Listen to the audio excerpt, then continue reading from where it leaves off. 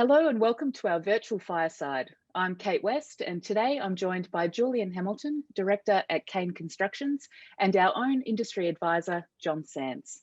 Hello to you both. Good morning. Hi, Kate. Now, Julian, can you tell us a bit about Kane Constructions? Definitely, and thanks, Kate, for having us on your firewall chat today. So Kane's a multi-award-winning builder. We've been in operation since 1973, so now 48 years into our journey. We turn over excess of $1 billion and have about 450 employees. And our main office and where we start is in Victoria. We now have offices in New South Wales, Queensland, and the ACT, so mainly Eastern Bourne. We do a little bit of work on and off in Tasmania, and we've done in the 1990s we did some work overseas doing a lot of AUST projects. So we're a bit of a very diverse company. We like challenges and building fun projects, and that moves us around. And we're sort of a natural or naturally grown building company. We like to think we're more a traditional builder, but we're really what I guess our core value is. Our success is recognising the way what we achieve as much as what we achieve. So, and what that sort of says for us and sort of sums our core message up is that, you know, it's really our people who make Kane, and the success of the business is our people. And we're proud of that fact. We're proud that we've been in Victoria for 48 years. We set up a fit-out division called Arity in 2015, and that's been sort of a stepping stone to the business. And the reason or the main focus of why we've achieved that is not to create a small builder, but really to serve our clients who we've enjoyed building with for the 48 years. And we see that now we're seen as a top tier, we call ourselves top tier 2A builder in Victoria. We don't really aspire to be a tier 1 builder. We like where we are, we like where we play, but where Arity come in is that our university projects, our health projects, our justice projects, we don't find that Kane Constructions with all our systems is at the competitive point on the $500,000 million projects, but we still like servicing those clients. So Arity was developed to let Kane sort of keep to where we like working in, so that we can competitive in our smaller projects, and then we're quite competitive in our larger projects. And I guess in Victoria we see ourselves and capable up to building about 180 million, but probably one or two of those projects. But we really do enjoy having 30 to 35 projects in Victoria at any one time, and they can range from $50,000 project, an upgrade, like taking out a tank at a school for an underground storage tank, to a bigger project at what we're doing at Melbourne University, at the new student precinct, up to 150 million. So, and then we've got lots and lots of different projects in between. Lots of projects at 5, lots of projects at 10, 20, 50, 80. And the challenge for Kane is that we've got to stay competitive in all those sort of areas and sectors, and we do that through a wealth of subcontractors, and we do that through people like John, who keep letting us know about new subcontractors, and that keeps us fairly competitive. I guess probably, and I don't know how long you want me to talk about each question, Kate, but so where Kane started was we started, in our first major undertaking was 1980 at Warrigal in West Gippsland Art Centre. And what that did is that sort of leaped us into quite a big project at the time. We took over from a builder who was failing, and that set us aside to start and keeping our focus on regional as well as in metro. So we find ourselves really sometimes like a 50-50 split between what we're doing in metro and what we're doing in regional. And we've been all over country Victoria, from Mildura to Bensdale to Albury to Nil. We've probably done a fire upgrade at every single regional hospital in Victoria over our time, and we feel that we're well respected, and we can sort of catapult ourselves into those towns because of we support local industry, and we don't necessarily think it's a good win for the community to bring in contractors from Melbourne. If we can find and support smaller contractors to undertake the work and skill them up in the challenges in our systems, that's a really great result for us. That's why we remain competitive regionally. So what Kane offer, I guess, in roles at Kane. So again, we want to be a traditional builder, but we do have now seen We do have design managers in our office. There's a more approach to design and construct, and where once upon a time, we'd probably say 90% of our business was construct only. Now it seems to be probably 90% is design and construct. And sometimes it's a little D where we don't really looking after a lot of design, but other projects, there's a lot of design. So we've got new teams, and that makes us better builders. So we offer roles in design management, services managers, project engineers, as well as the traditional roles of project managers, contract administrators. And we're all, I guess what we feel with, and the challenge and I guess the culture of Kane is that we like to call it really a flat management system where there's not too much hierarchy in our positions. Everyone's treated equal from the grad to the director. And we feel that makes our project successful. And again, it's all about our people. And I guess the other thing about Kane is we were very successful in 2016 and 2019, winning the National Construction Master Builders of the Year, and then we won a string of Master Builders in Victoria. So our challenging projects are always exciting, and they always have high architectural intent, and that seems to win us a lot of awards. And I guess, and with that, I guess with the delivery of the awards, very easy for marketing for Kane. So we don't have a marketing department. It's really about our delivery, and we like to think because we deliver well, and it's a very good quality of finish, we get repeat work. And look, we know John very well from all the state and federal government work that we do, and that's sort of, I guess that's sort of Kane in a nutshell. Oh, it's fabulous. Well, Julian, I was going to ask why you decided to join Kane, or what led you to Kane, but I think it's pretty obvious. It's all about the people and the commitment to regional Victoria as well as Metro. I mean, that's what we love to hear. Right. And also, Julian, you touched on your relationship with John through ICN. So John, can you tell us a bit about that? You've worked with Kane since joining ICN as one of our industry advisors a few years ago. Yeah, yes, thanks, Kate. Yes, so I started with ICN just over 4 years ago, and one of my first major projects was with the Origin Youth Redevelopment Centre, which was managed by Kane, or done by Kane, I should say. And my contact there was Ainsley Middleton, terrific person, very open. The thing I will say about Kane is I found them immediately to be very organic in their response. So they were open to change and didn't get caught up in too many rules and regulations to make those changes, which I found very refreshing.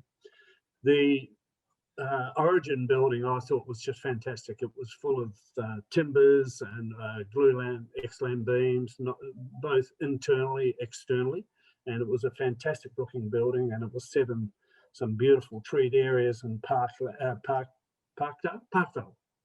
Yes, sorry. So I found, going back to working with Kane and Ainsley, that it was very cohesive. That project was the very first project that we used ICN analytics on, which was a challenge to start with because it was new to us and it was also very new into the industry. But it's fair to say that Ainsley and her team took that on board and championed it and continued to do so throughout the Kane organisation across other projects that came up requiring the ICN analytics. So it had its challenges, but we got there in the end. Look, as I said before, describing Kane as organic, they've always displayed themselves with a keenness to collaborate with ICN, which has made my job easier, and always never an issue. If I want to touch base with Julian, it's just a matter of picking up a phone. So a good working relationship, I feel, between both Kane and ICN. Fabulous. That means the system's working. Yeah. So it's nothing but kind words. I was going to say on Origin, it was good that was a project that we actually did try to I guess, lift our game. That there was a period of time that we felt with VIPP and that there was just a sort of plateau, and whilst there was an initiative there and we supported that initiative, it wasn't, it didn't really have much of a punch. And we were told we were doing well in the industry, but we had no sort of benchmarking against it. But we didn't really know what our peers were doing. And I feel that there was probably a period of time before John's involvement that there was a policy in place, but not well implemented. John, if you wanted to touch on the local jobs first and social procurement framework. Yeah, so as Kate mentioned, local jobs first framework. Important considerations for prime contractors in Victoria, not only throughout the whole of Victoria, but so can you just sort of expand a bit on what you just touched on and what it means to Kane, those Yeah, definitely. Like we, because of our involvement with state government projects, we started on the process maybe back 18 years ago when the original VIPP started, and we sort of thought, yeah, this is a great initiative. So, and that was way back in the day where the idea was that the VIP was in a sealed envelope in your sealed tender, and it would only be ripped open if there was 2 tenderers or 3 tenderers, and they couldn't decide who was going to who should win the job because the price was the same, the quality of the submission was the same. And then you rip open the envelope, and that would say who gives the most local industry participation, and therefore that builder who's supporting the state government wins the work. And so really what a great initiative.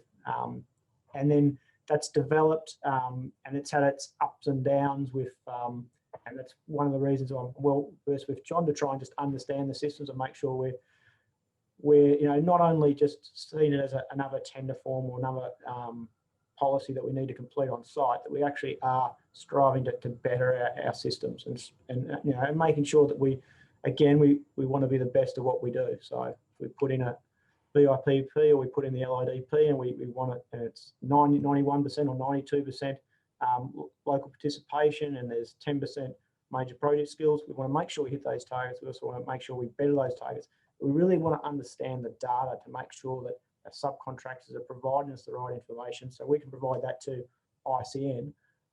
And so when we see a subcontractor who tells us that he's got 100% participation, and then we query that and we want to challenge that to say, well, hang on, you're an electrician, not all your items are 100% Australia. So we do a lot of work, and we do get very surprised by when people say supply chains, if you understand your supply chain. And I'd have to say that for Kane, going back many years ago, we probably didn't really understand our supply chain because we're well supported by our subcontractors. And I guess because when you've used good subcontractors who understand their supply chain, the builder doesn't necessarily need to understand where the material is coming from if you're engaged in the right subcontractor or supplier. It's just a natural process. When you have a challenging project, yes, you do need to dive in and learn about all the supply chains to make sure you've got materials on site. But there's still, I think it's in the industry, there's still not a great or strong knowledge from subcontracting down to where the actual supply chain is. That's getting better, and I could definitely say it's better at Kane, but it's still a process of development. So when we want to challenge and make sure that the information is correct. Look, it's been, I've always sort of supported the major skills project guarantee, the 10%. We sort of naturally had, before that policy came in place, we were tracking around 9%. So 10% wasn't a huge impact for us. And so we definitely supported that. And we would probably support if the state government wanted to sort of up the dial to 11 to see how it tracks. But then also the new social procurement initiatives, which seem to be about 20% of the key criteria in our bids, is also linking, local procurement, major skills project, and then you've got social procurement for disadvantaged Victorians, Aboriginals, and long-term unemployment. So in all those initiatives, and we've got various success in all those roles. And again, we working with John and working with ICN. It's good to challenge our people and make a real difference to the community. And I guess we've always seen through regional work that you upskill the locals, and you upskill new subcontractors, and you make them better and follow the journey of Kane. Everyone works for everyone. So no, we've always thought it's a really good initiative by state government, and we've now linked in with our estimating department, one of our new estimators, and we've trained him up and we've introduced him to John, and we wanted to make sure that, especially in the risk rating of low, medium or high risk, when we receive our LIDP, that we've sort of set ourselves a goal that we're going to get a very, very low risk on all our LIDPs. And we see that by through working through John and making sure we understand what's happening on site. So that's it's a key initiative myself, and that's why we want to make it a success. But I should also say that to get it right, we find that it does start as soon as that tender arrives in the office, and it finishes on the completion of the project. It's not just get a mark at the tender or get high scored at the tender submission, take it to your construction team, the construction team just report on. It's not just a tool for reporting. Yes, you have to meet your targets, but it's something that you want to better yourself because that's better for everyone. So no, we want to do better in it, and we see that it's good for everyone. Yeah, that's great. Thanks, Julian. Well, you probably answered my next question around engagement initiatives, but that's okay. That's nice and seamless. So I guess perhaps if you could share with us one of the Kane projects that you're particularly proud of in your tenure with Kane. Yep. Look, for me, one of our projects I've worked on and we've done multiple stages is now called GMHBA Stadium in Geelong. Yep. This has been a real sort of journey through my career at Kane. I helped win the first project at the Eastern Stand. We then did the swimming pool. We did lots of little outbuildings once upon a time. We removed them and did a lot of base infrastructure work. We've only, I guess, through recent times on my tenure, we've only lost one project at GMHBA. But then I can say that in recent projects, we've fitted out that building that we lost. So I'm sort of confident that we can say that we've truly built GMHBA. And look, it's a landmark on the town of Geelong with the floors of the Eastern Stand and then the light towers. Truly amazing project, and it's been challenging through that journey. So GMHBA is definitely one, and good for regional too, and just that also that relationship with Cats and Kane. It just sort of was a natural relationship. We both like to win, and it was just a really good journey.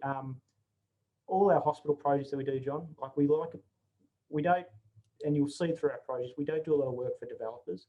So we like to see that when we finish projects, we like to see user group stakeholders coming in and using our facilities, training up the people, meeting with them, and seeing that their 5-year journey of applying for funds from the government, designing something they could, working through budgets, getting the builder on site.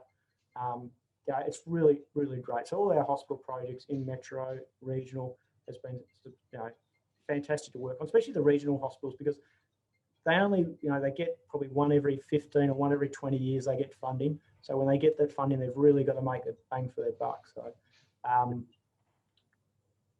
that's what really what the Kane project's all about. And then it's just the people working with people, working with our young graduates and seeing them as estimators who can't read drawings, coming through our contract administration where they struggling to understand the Kane systems, learning our safety systems, making them really good builders, and then seeing them as leaders in 20 years later as project managers, directors, or if they've left Kane, I don't know why they would do that, but if they've left Kane, they've made a mark elsewhere, and that's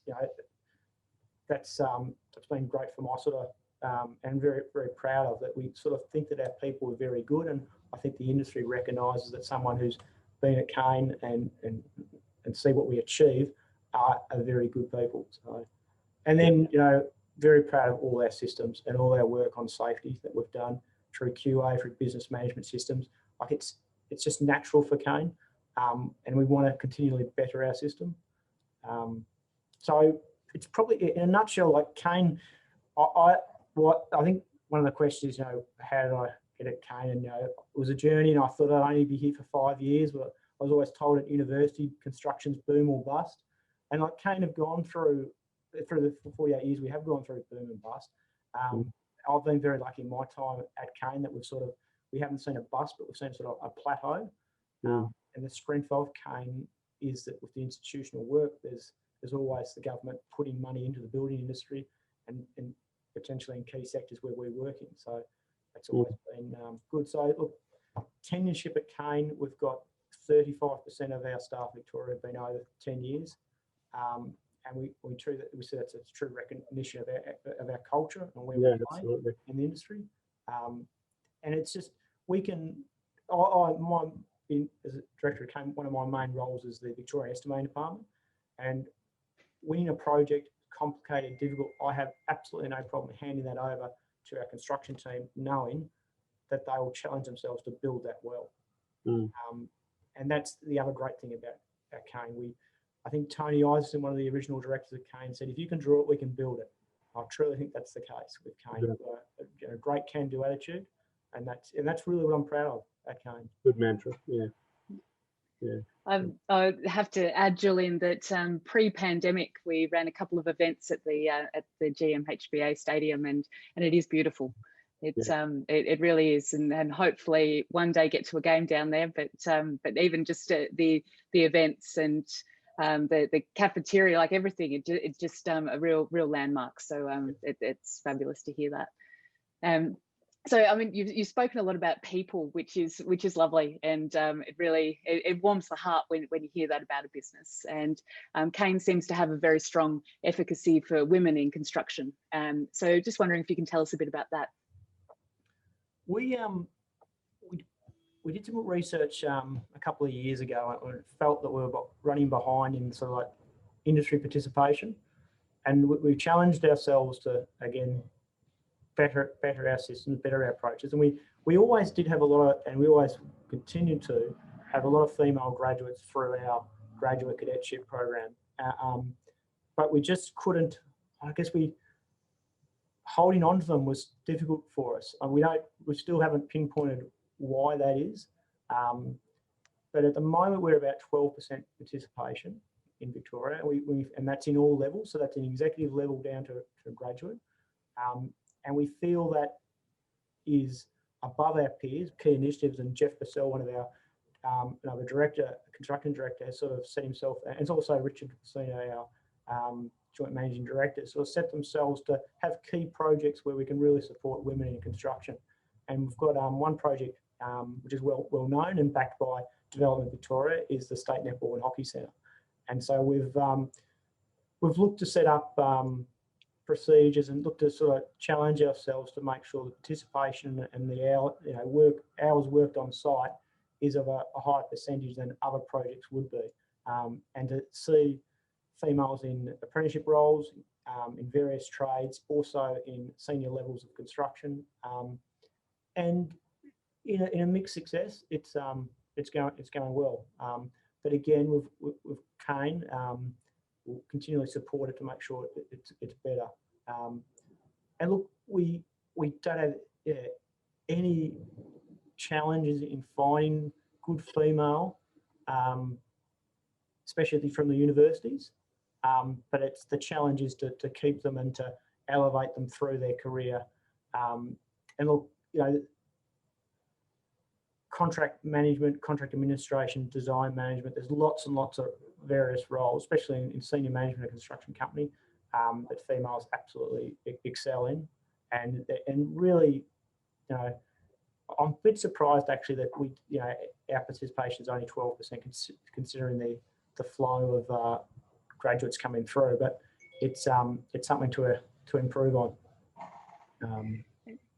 It's with a challenge across the whole industry. It's great to hear that at least Kane is acknowledging that and trying hard to improve, which is great. So thank you for sharing those insights. So, Julian, I have to ask. We'll finish on this question with footy fever back in Melbourne after such a long layoff. Who do you barrack for? I'm a Carlton supporter.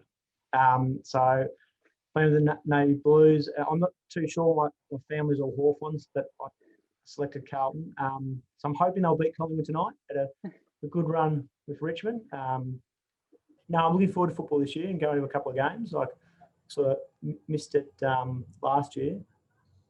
And then look, the Blues look like they're going okay. So. Well, Julian, if I can just jump in there, you might see that Kate's smiling.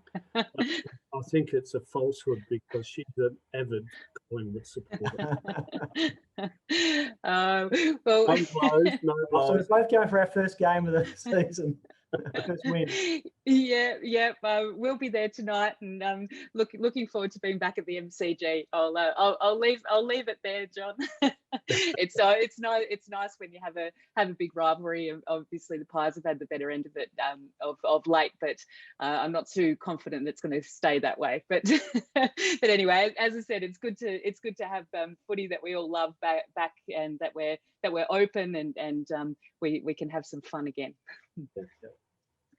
Oh, so thanks so much for your time today, Julian. It's been great to hear about Kane's commitment to Victoria, local industry, opportunities for women and social inclusion and apprentices, and for being so candid and sharing Kane's story with us. And we look forward to continuing to work with you and the team. And I know that your relationship with John will only be stronger as the days go on. So it's great to hear that collaborative partnership as well. So thank you so much. Yeah, no, thank you for having us. Yeah, pleasure. Thank you, everyone. Okay, terrific. Thanks, Julian. Cheers. Bye-bye. Bye.